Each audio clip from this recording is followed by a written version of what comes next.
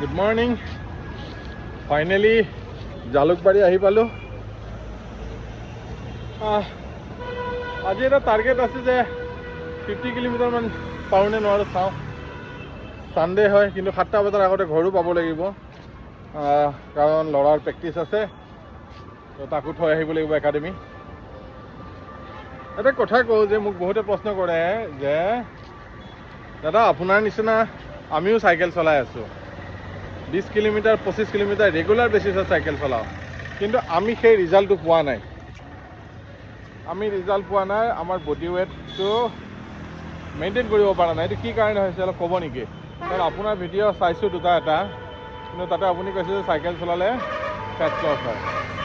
এতিয়া মেইন কথা হ'ল কি যে চাইকেল যেতিয়া আপুনি চলাব আপোনাৰ কনচিষ্টেঞ্চিটো কেনেকুৱা সেইটো মনত ৰাখিব যেতিয়া চাইকেল এখন চলাব আপুনি এটলিষ্ট কণ্টিনিউৱাছ প্ৰচেছত 30 to 45 মিনিটছ কণ্টিনিউৱাছ প্ৰচেছত চলাব লাগিব তাত ৰখাৰখি কাৰবাৰ নাই আৰু এটা কনষ্টেণ্ট স্পীডত চলাব লাগিব কনষ্টেণ্ট স্পীড মানে হ'ল কি যে ছাপ'জ আপুনি 15 kilometre per hour 12 kilometre per hour 20 kilometre per আৱাৰত কনষ্টেণ্টলি চলাইছে আৰু আপোনাৰ হাৰ্ট বিটটো এটলিষ্ট 140 to 160 ভিতৰত থাকিব লাগিব 140 বা 160 ভিতৰত মানে কিয় যে আপোনাৰ যিটো গ্লাইক'জেন আছে যিটো ষ্ট'ৰ ফেট আছে সেই ষ্ট'ৰ ফেটখিনি গলাব হ'লে আপোনাৰ অক্সিজেনৰ দৰকাৰ হয় আৰু অক্সিজেনটো কেনেকৈ আহিব আপুনি যেতিয়া ফুল স্পীডত চলাব এটা স্পীডত চলাই আৰু সেইটো দীঘলীয়াকৈ চলাব আপোনাৰ হাৰ্ট বিটটো মেইনটেইন হৈ থাকিব 140 to 160 ভিতৰত তেতিয়া আপোনাৰ মেক্সিমাম অক্সিজেন যাব আৰু অক্সিজেনে কি কৰিব যে আপোনাৰ সেই গ্লাইক'জেনবিলাক ব্ৰেকডাউন কৰিব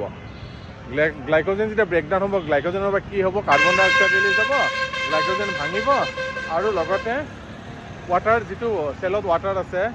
ফেট চেলত সেই ৱাটাৰ ৰিলিজ হ'ব তাৰ বাকীখিনি আপোনাৰ এনাৰ্জিলৈ কনভাৰ্ট হৈ যাব সেইটো হ'ল ফাৰ্ষ্টেজ উপায় যে গ্লাইক'জেন ব্ৰেক কৰা মানে আপোনাৰ শৰীৰত যিটো ফেটছ আছে সেই ফেটছবিলাক ব্ৰেক কৰা সেইটো এটা ফাৰ্ষ্টেজ উপায় তো সেইটো কাৰণে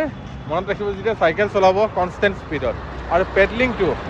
যে 5 মিনিট চলালোঁ 5 মিনিট পেডলিং এৰি দিলোঁ সেইটো কাম কোনোদিনা নকৰিব সেইটো কৰিলে কি হ'ব বডি ৰেষ্টত গুচি যায়